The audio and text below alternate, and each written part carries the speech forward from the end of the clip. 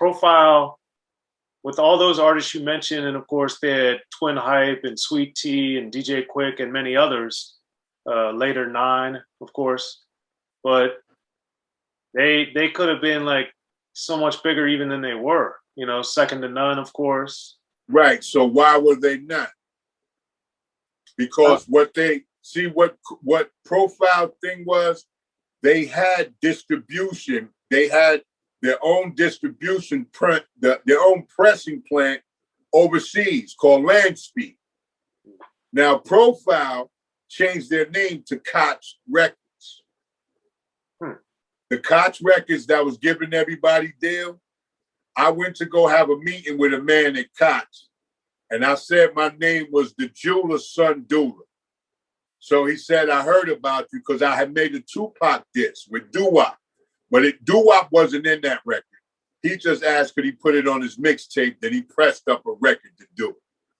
So I went to go to Koch Records, and it was actually 740 Broadway on the 7th floor where Profile was, with the same people working.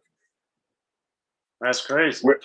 Where I allegedly pulled out a shotgun, a Mossberg shotgun, on Cory Robbins in his office, and had him shitting in his pants, but nobody in the office saw me with a shotgun. Must have been a small shotgun. No, it must have been a big mine. There you go. But back to getting to XL, the thing that intrigued me about it, well, there's several things that intrigued me about XL. One, it's not a very, not that many songs on it, but the Lethal Weapon, it's like 3 different things going on. You got club, house music, you got hardcore rap, and you got love songs, and it's only 10 songs long. So creatively, how did you approach it, having so much variance with so few songs? Again, no creative control on Profile. How this went, let me explain.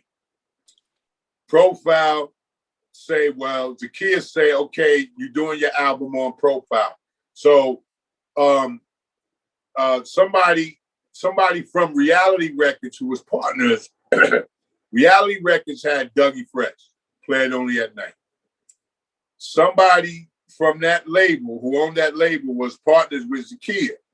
So he had borrowed a certain amount of money from Profile against my contract. So Profile didn't have to pay me anything until this guy paid back his money. Now, even if I paid it back, even if I gave him the money back, but no, it has to come from this man with his signature. So that I didn't understand. So they tell me, Profiles, okay, I want 10 songs. So I do 10 songs. Well, I like 2 of those, 3 of those maybe. Can give me another 7 songs. So I do another 7 songs. Well, I like 5 of those. Can you give me another 2? Well, I don't like those 2. Can you give me another 2 songs?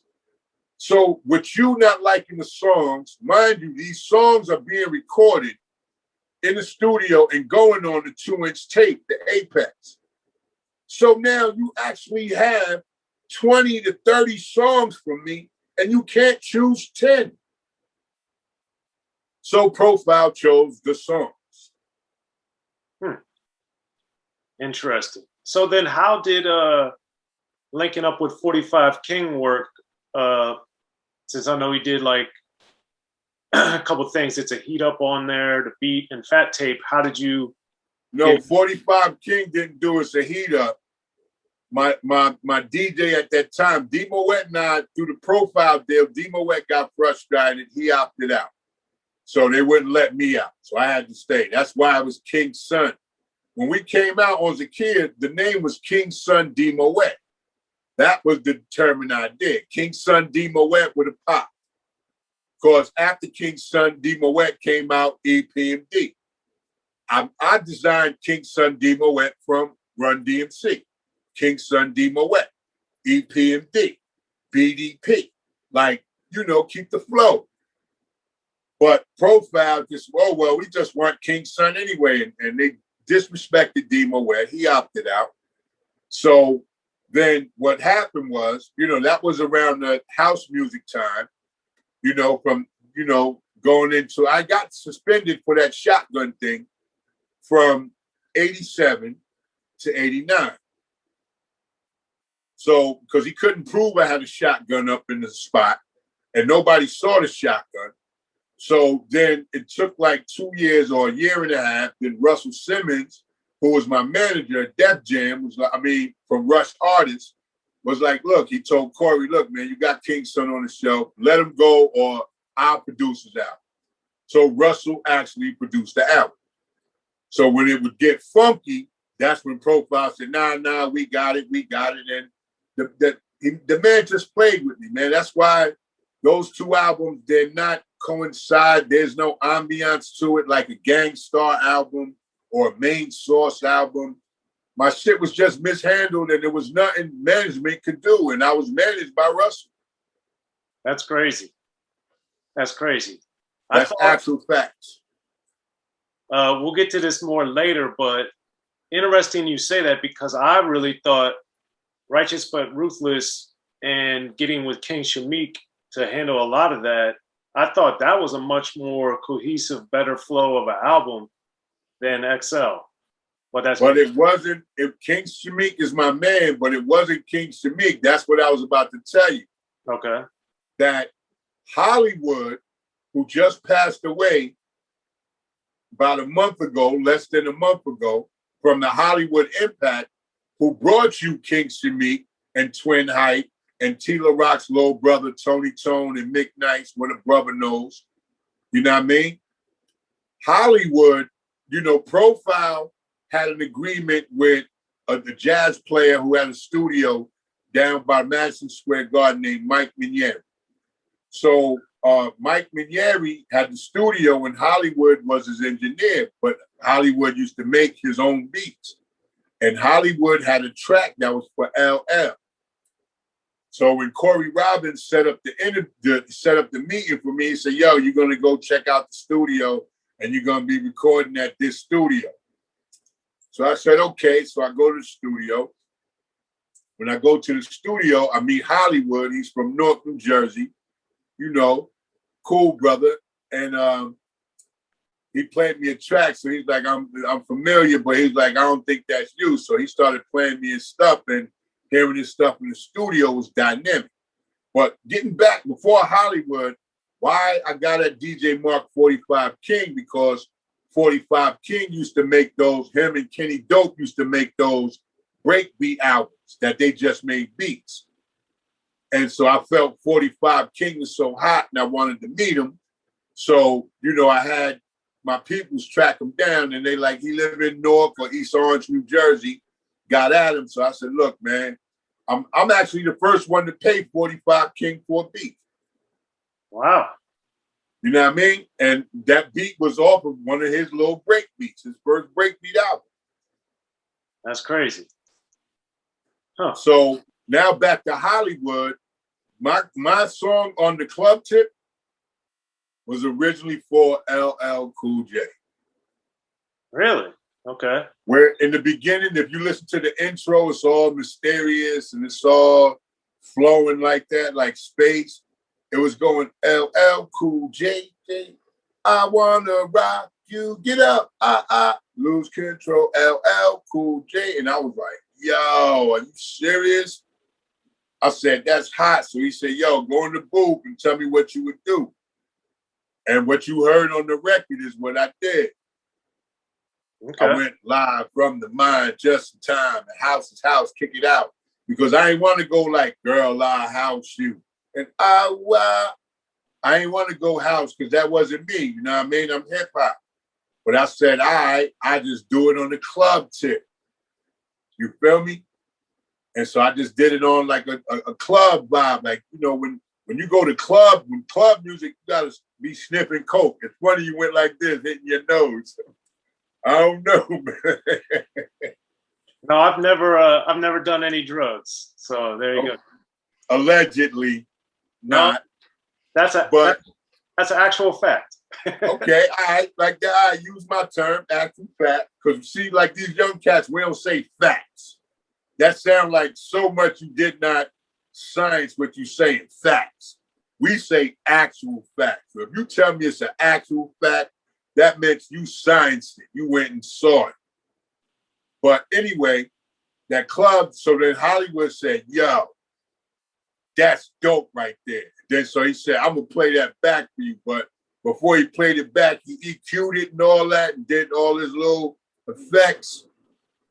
And I said, yo, that's hot right there. So I guess he told his man when I went home, he told his man. So Profile was like, yeah, I heard you made a hit. I said, I ain't even recording this. So I was like, oh, I know you ain't. So I said, Hollywood, you play that for him? He said, yeah, son. They're going to do your album now. Okay. He thought it was a good thing. I was like, it's a bad thing.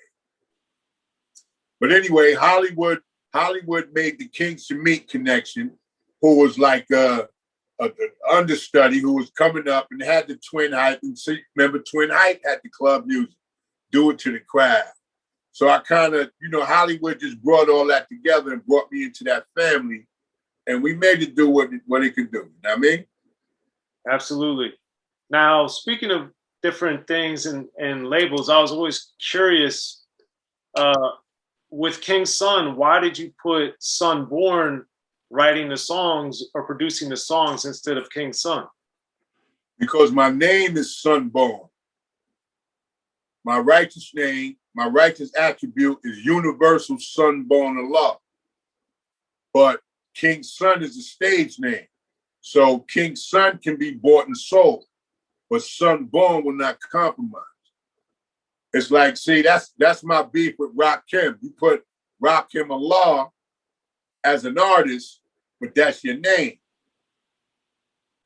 You know what I mean? Like, I can't say Michael Jackson, but I could say like Prince. When Prince used Prince, and when they didn't use his name, Roger, or what have you, you know what I mean? And when they tried to say, oh, we own Prince. If they ever say we own King's Son, okay, well, you own, my government name is Ramakan, which means king. My righteous name is Son Born, which is, the son.